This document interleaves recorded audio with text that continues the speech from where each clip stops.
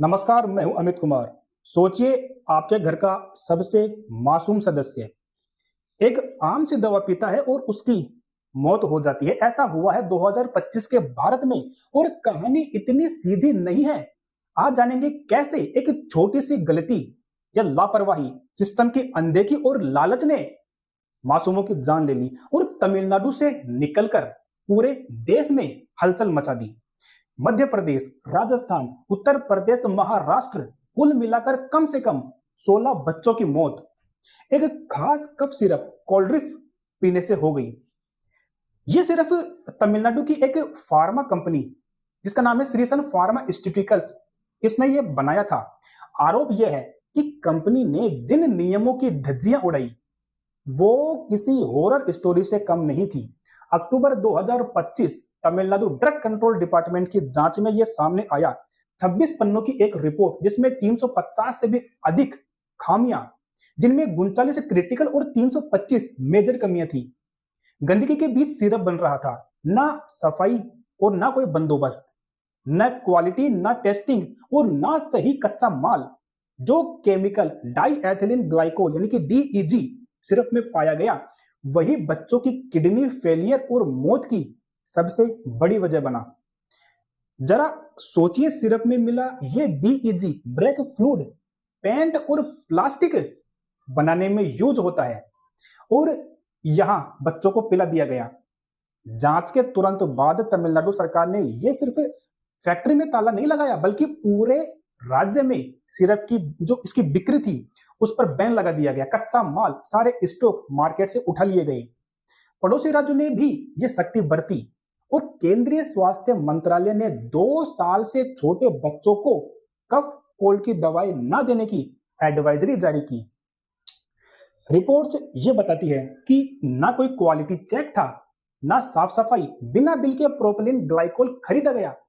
दवा की batch testing कभी हुई ही नहीं।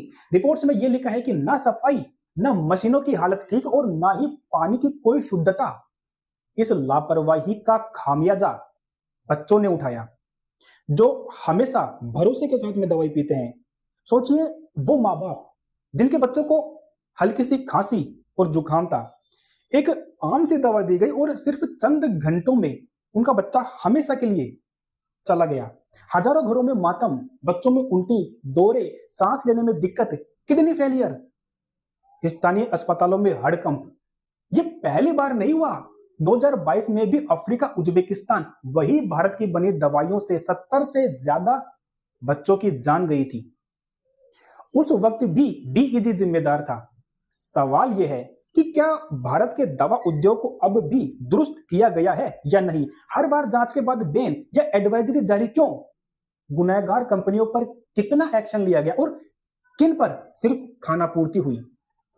अब मामला सुप्रीम कोर्ट और सीबीआई तक पहुंचा। नई एडवाइजरी जारी हो गई। 2 साल से कम के बच्चों को कोई कफ सिरप ना दें।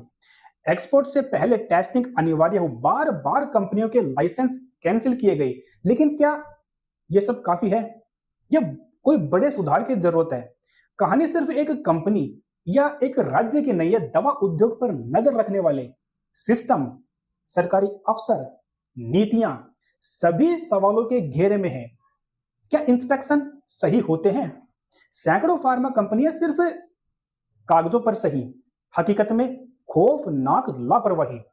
इस दर्दनाक घटना ने यह बता दिया कि छोटी सी लापरवाही बड़े सिस्टम की गलती कैसे मासूमों की जान ले सकती है।